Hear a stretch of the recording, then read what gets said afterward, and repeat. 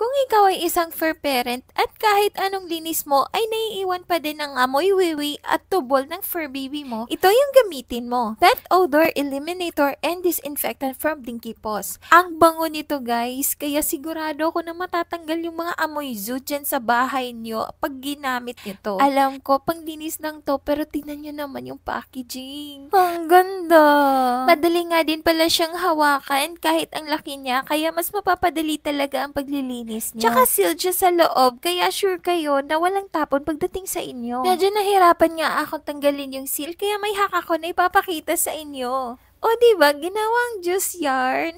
500 ml na pala ito for only 245 pesos at may kasama na siyang nozzle. Pero meron din silang 2 liters nito na nasa around 545 pesos Pwede mo itong gamitin pang linis kapag sumuka ng dilaw yung fur baby mo o di kaya kung saan sila umiihi at tumutubol. Pwede mo din ito gamitin sa pet bed, furnitures, floor and color nila. Pero ako, ginagamit ko ito pang linis ng cage ni Snow White. Dahil dito siya laging umiihi at tumutubol. Kaya may naiiwan talaga na amoy dito. Pagkatapos nga din pala kumain ni Snow White, ito yung ginagamit kong paglinis sa floor kasi may natitira pa na pagkain minsan at yan ang pinagmumulan ng mga bacteria. And lastly, super safe ito gamitin dahil this is made with natural ingredients. At sa mga gustong umorder nito, ilalagay ko na lang dyan sa yellow basket sa baba. At yun lang, sana may natutunan kayo at nag-enjoy kayo. Hanggang sa muli. Mwah!